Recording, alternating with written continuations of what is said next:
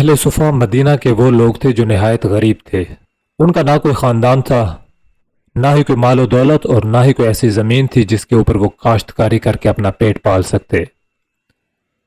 مشہور صحابی رسول صلی اللہ علیہ وسلم حضرت ابو ہریرہ بھی انہی میں سے ایک تھے۔ یہ تمام اہل صفا مسجد کے ساتھ ایک اٹیچڈ احاطے میں رہا کرتے تھے۔ حضرت ابو ہریرہ خود بیان فرماتے ہیں کہ غربت کا یہ عالم تھا کہ بعض اوقات بھوک کی شدت سے تنگ آ کر وہ منبر رسول صلی اللہ علیہ وسلم اور حجرہ عائشہ کے بیچ میں چکر کاٹا کرتے تھے، اور بعض اوقات بھوک سے نڈھال ہو کر گر جاتے اور قریب سے گزرتے ہوئے لوگ پاؤں کی ٹھوکر سے چیک کیا کرتے تھے کہ وہ زندہ ہیں یا نہیں، یا ان کے حواس باقی ہیں یا نہیں۔ حضرت ابو ہریرہ فرماتے ہیں کہ اکثر اوقات وہ اپنے پیٹ کو زمین کے ساتھ کسی ابھری ہوئی سخت جگہ کے ساتھ دبا کر رکھتے تاکہ معدے کے اوپر پریشر پڑا رہے اور بھوک کا احساس کم سے کم ہو۔ حضرت ابو ہریرہ رضی اللہ تعالیٰ عنہ فرماتے ہیں کہ ایک دفعہ وہ بھوک کی وجہ سے نڈھال ہو کر رستے میں بیٹھے تھے کہ حضرت ابو بکر صدیق رضی اللہ عنہ کا گزر ہوا۔ کہتے ہیں کہ میں نے انہیں کہا کہ مجھے فلاں آیت کریمہ کی تفسیر تو سمجھا دیجئے۔ وہ کہتے ہیں کہ اس کے پیچھے میرا مقصد یہ نہیں تھا کہ مجھے اس آیت کریمہ کی تفسیر کا پتہ نہیں تھا یا مجھے اس آیت کریمہ کے اوپر کوئی شک تھا، بلکہ اس کے پیچھے میرا مقصد یہ تھا کہ حضرت ابو بکر صدیق رضی اللہ عنہ مجھے انوائٹ کریں گے اور مجھے سمجھانے کے ساتھ ساتھ کھانے اور پینے کو کچھ نہ کچھ پیش کریں گے، لیکن حضرت ابو بکر صدیق رضی اللہ تعالیٰ عنہ اس ہنٹ کو نہ سمجھ سکے اور وہ وہاں سے گزر کر چلے گئے۔ کہتے ہیں کہ میں وہیں بیٹھا تھا کہ حضرت عمر فاروق رضی اللہ عنہ کا بھی وہیں سے گزر ہوا۔ میں نے ان سے وہی سیم کویسچن کیا، لیکن حضرت عمر بھی میری اس نیت کو بھانپ نہ پائے اور وہ وہاں سے گزر کر چلے گئے۔ میری حالت نہایت بری تھی کہ وہاں سے ابو القاسم صلی اللہ علیہ وآلہ وسلم کا گزر ہوا۔ آپ صلی اللہ علیہ وآلہ وسلم مجھے دیکھ کر مسکرائے اور انہیں اسی لمحے پتہ چل گیا کہ میرے اوپر کیا گزر رہی ہے۔ انہوں نے مجھے اپنے پیچھے آنے کا کہا، میں ان کے پیچھے چلتا گیا۔ آپ صلی اللہ علیہ وآلہ وسلم اپنے گھر گئے اور گھر والوں سے پوچھا کہ کھانے کو کچھ ہے یا نہیں۔ انہیں بتایا گیا کہ گھر میں صرف دودھ کا ایک پیالہ موجود ہے۔ آپ صلی اللہ علیہ وآلہ وسلم کے کہنے پر وہ دودھ کا پیالہ پیش کیا گیا۔ حضرت ابو ہریرہ رضی اللہ عنہ نے وہ پیالہ دیکھا اور ان کی جان میں جان آئی۔ انہوں نے اللہ تعالیٰ کو شکر ادا کیا۔ نبی کریم صلی اللہ علیہ وآلہ وسلم نے ابو ہریرہ کی طرف دیکھا اور کہا، ابو ہریرہ جاؤ اور اہل صفا میں تمام لوگوں کو بلا کر لاؤ، آج یہ دودھ ہم سب مل کر پیئیں گے۔ اندازہ کیجئے یہ روایت حضرت ابو ہریرہ رضی اللہ عنہ خود بیان فرما رہے ہیں اور کہتے ہیں کہ مجھے اس وقت بہت ڈس اپوائنٹمنٹ ہوئی، میں بہت مایوس ہوا کہ بھوک سے میرا یہ حال ہے اور سب سے پہلے آنے والا میں ہوں اور میرا اس دودھ کے اوپر سب سے زیادہ حق بنتا تھا، لیکن نبی کریم صلی اللہ علیہ وآلہ وسلم نے مجھے ان تمام لوگوں کو بلانے کے لیے کہہ دیا ہے۔ حضرت ابو ہریرہ رضی اللہ عنہ بہت پرانے مسلمان نہیں تھے، لیکن انہیں یہ رول پتا تھا کہ اگر اہل صفا کو دعوت وہ دینے جا رہے ہیں تو اس کا مطلب یہ ہوگا کہ انہیں خود سب کو دودھ پیش کرنا پڑے گا اور سب سے آخر میں باری ان کی آئے گی۔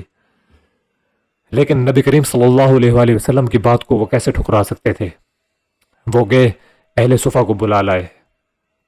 نبی کریم صلی اللہ علیہ وآلہ وسلم کے ہاتھ سے وہ دودھ کا پیالہ لے کر انہوں نے اہل صفا کو ایک ایک کر کے پیش کرنا شروع کر دیا۔ جب ایک شخص دودھ پی لیتا تو وہ واپس حضرت ابو ہریرہ رضی اللہ عنہ کو دیتا اور وہ دودھ لے کر دوسرے شخص کے پاس چلے جاتے، اور اسی طرح باری باری کر کے انہوں نے تمام اہل صفا کو وہ دودھ پلایا۔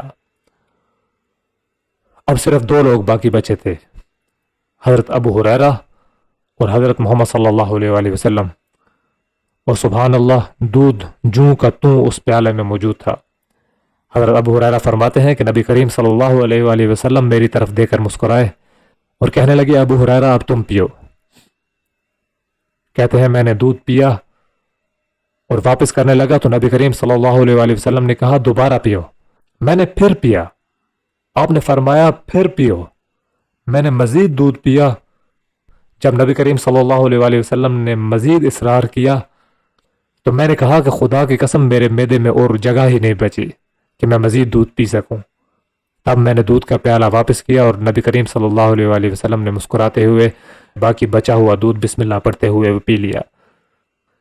یہ واقعہ شاید ہم میں سے بہت سارے لوگوں نے پہلے سنا بھی ہو، لیکن اس میں سے ایک زبردست قسم کی نصیحت جو میں نکالنا چاہ رہا تھا وہ یہ کہ آپ کو بہت شدت کے ساتھ بھی کسی چیز کی ضرورت ہو، لیکن اس حالت میں بھی آپ نے سب سے پہلے اپنے آس پاس لوگوں کا خیال کرنا ہے اور بعد میں اپنے بارے میں سوچنا ہے۔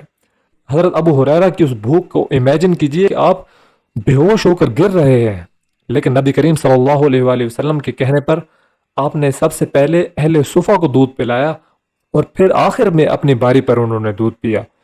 اور یہی تلقین ہمارے لیے بھی ہے کہ ہماری ضروریات شدید قسم کی بھی ہو سکتی ہیں، ہمارے پاس محدود وسائل ہو سکتے ہیں جو ہمارے لیے بمشکل پورے ہوں، لیکن اس حالت میں بھی ہمیں آس پاس کے لوگوں کے بارے میں پہلے سوچنا چاہیے کہ کہیں انہیں ہم سے زیادہ تو اس چیز کی ضرورت نہیں۔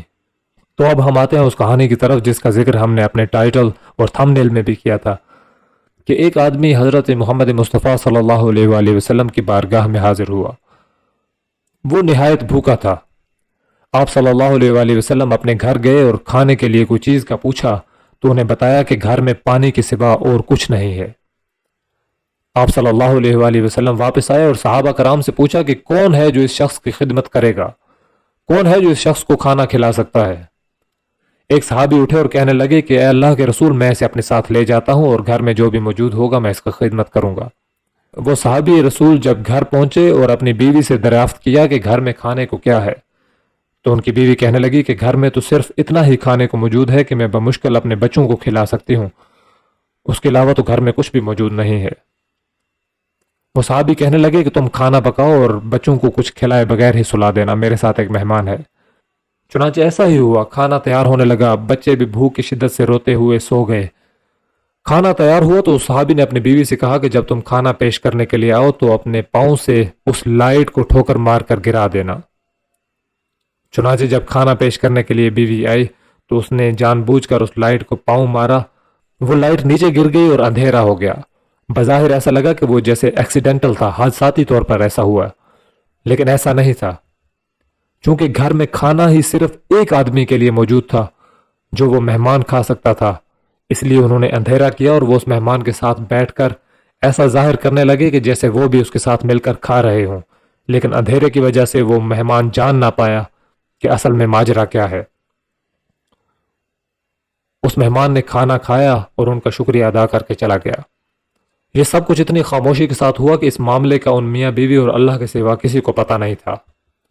اگلے دن صبح وہ صحابی رسول صلی اللہ علیہ وآلہ وسلم جب نبی کریم صلی اللہ علیہ وآلہ وسلم کی بارگاہ میں پیش ہوئے تو آپ صلی اللہ علیہ وآلہ وسلم نے انہیں کہا کہ تمہیں پتہ ہے کہ تمہارے رات والے عمل نے اللہ تعالیٰ کو اتنا خوش کیا ہے، اللہ تعالیٰ کو اتنا امپریس کیا ہے کہ اللہ تعالیٰ باقاعدہ طور پر مسکرائے ہیں۔